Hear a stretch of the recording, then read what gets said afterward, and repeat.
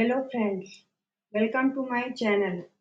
आज हम बात करेंगे फ्रांस के पंचम गणतंत्र यानी 1958 के संविधान की मुख्य विशेषताओं के बारे में। यह संविधान फ्रांस को एक मजबूत राष्ट्रपति, स्थिर सरकार और एक आधुनिक लोकतंत्र देता है। तो चलिए शुरू करते हैं। लिखित संविधान।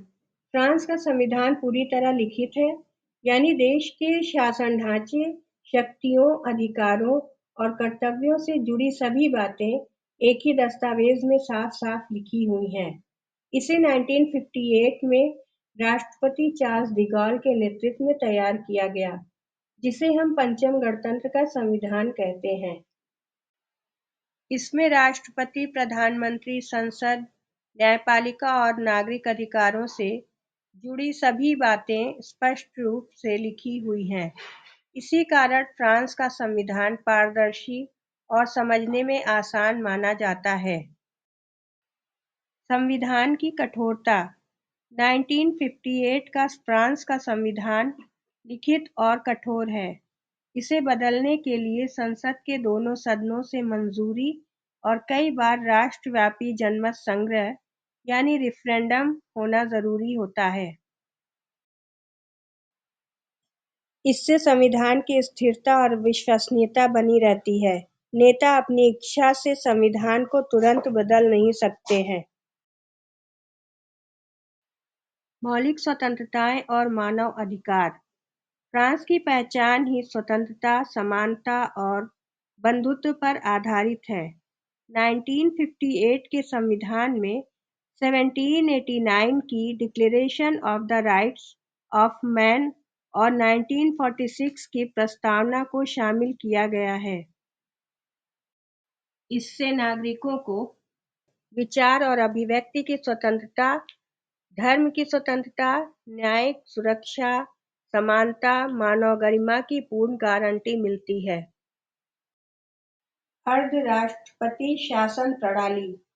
फ्रांस का 1958 का संविधान दुनिया में सेमी प्रेसिडेंशियल सिस्टम यानी अर्ध राष्ट्रपति शासन प्रणाली का सबसे सफल मॉडल माना जाता है। इस प्रणाली में सत्ता दो हिस्सों में बटी होती है, एक तरफ राष्ट्रपति और दूसरी तरफ प्रधानमंत्री और मंत्रिपरिषद होते हैं। ना तो राष्ट्रपति सारी शक्ति अपने हाथ में रखता है और ना ही प्रधानमंत्री स्वतंत्र रूप से शासन करता है। दोनों के बीच एक संतुलन और साझेदारी होती है। राष्ट्रपति विदेश नीति, रक्षा और राष्ट्रीय रणनीति जैसे बड़े मुद्दों पर नेतृत्व करता है, जबकि प्रधानमंत्री आंतरिक प्रशासन, संसद और रोजमर्रा के शासन पर ध्यान देती है। यह व्यवस्था इसलिए बनाई गई थी ताकि फ्रांस में पहले की तरह सरकारें गिरना बंद हों और स्थिरता बनी रहे। शक्तिशाली राष्ट्रपति। 1958 के संविधान में फ्रांस के राष्ट्रपति को अत्यंत शक्तिशाली बनाया गया है। राष्ट्रपति सीधे जनता द्वारा चुना जाता है, इसलिए उसकी वैधता बहुत मजबूत होती है। फ्रांस के राष्ट्रपति के मुख्य अधिकार इस प्रकार हैं।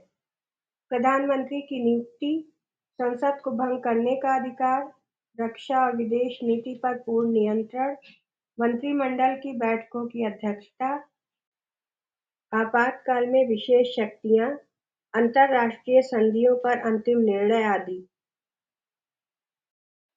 राष्ट्रपति को फ्रांस में राष्ट्र का संरक्षक कहा जाता है।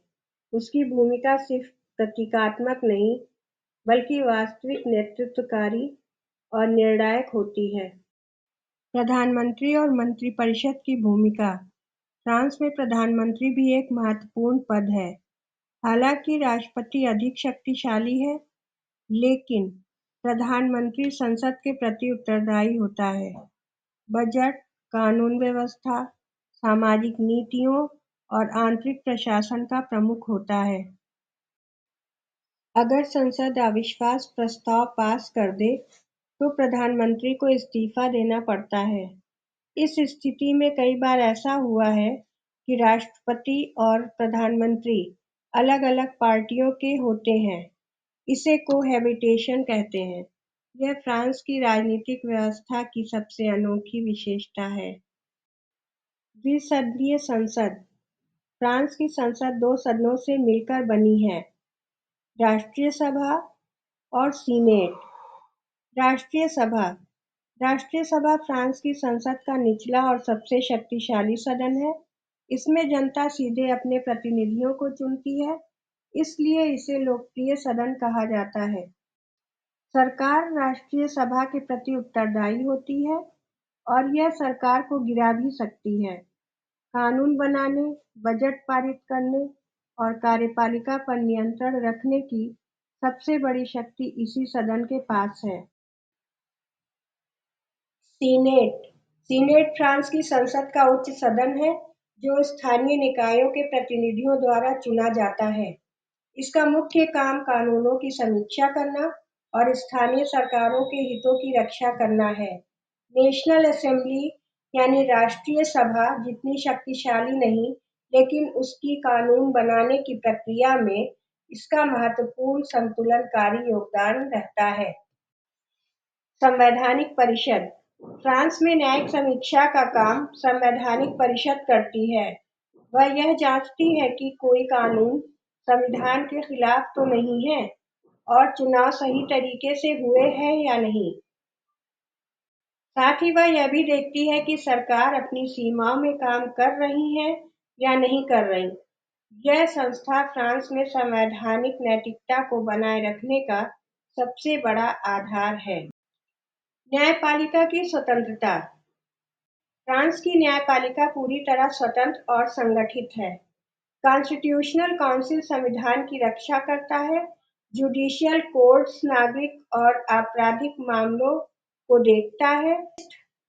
एडमिनिस्ट्रेटिव कोर्ट सरकारी कार्यों की समीक्षा करते हैं। प्रशासनिक कानून की फ्रांसीसी परंपरा। फ्रांस का प्रशासनिक कानून पूरी दुनिया में अत्यंत खास माना जाता है। यहाँ सरकारी अधिकारियों के मामलों की सुनवाई आम अदालतों में नहीं होती, बल्कि प्रशासनिक न्यायालय में होती है। यह प्रणाली फ्रांस में प्रशासनिक पारदर्शिता और विशेषज्ञता को मजबूत बनाती है। यही कारण है कि फ्रांस की नौकरशाही दुनिया में सबसे सक्षम मानी जाती है। बहुदलीय व्यवस्था। फ्रांस में बहुत सारे राजनीतिक दल सक्रिय हैं। हर विचारधारा का प्रतिनिधित्व मिलता है। यही वजह है कि फ्रांस में गठबंधन सरकारें बनती रहती हैं। इस विविधता ने फ्रांस के लोकतंत्र को और अधिक जीवंत बनाया है। स्थानीय स्वशासन। फ्रांस में रीजन, डिपार्टमेंट और कम्यून स्तर पर मजबूत स्थानीय प्रशासन है। स्थानीय सरकारें शिक्षा, स्वास्थ्य, परिवहन और विकास के कई निर्णय स्वयं लेती हैं। गणतांत्रिक परंपरा और एकात्मक राज्य। फ्रांस में एकात्मक शासन व्यवस्था है। संपूर्ण शक्ति केंद्र में होती है, लेकिन स्थानीय निकायों को प्रशासनिक अधिकार दिए गए हैं। देश धर्मनिरपेक्षता की सख्त नीति पर चलता है। आपातकाल संबंधी प्रावधान। राष्ट्रपति को विशेष परिस्थितियों में देश की सुरक्षा के लिए बड़े कदम उठाने की शक्ति दी गई है। राष्ट्रपति चार्ल्स डी गाल ने ही इसे संविधान में जोड़ा था, ताकि संकट के समय देश मजबूत हाथों में रहे। इस प्रकार 1958 के संविधान ने फ्रांस को एक स्थिर, मजबूत और लोकतांत्रिक देश में बदल दिया। इस संविधान की सबसे खास पहचान है शक्तिशाली राष्ट्रपति, जिम्मेदार प्रधानमंत्री, नियंत्रित संसद और इस पूरे संवैधानिक ढांचे के पीछे सबसे बड़ा नाम है चार्ल्स डी गाल का, जिन्हें इस गणतंत्र का मुख्य निर्माता माना जाता है। अगर आपको ये वीडियो पसंद आई हो तो लाइक, शेयर और सब्सक्राइब ज़रूर करें और इसी तरह की और वीडियोस के लिए बेल आइकन दबाना ना भूलें।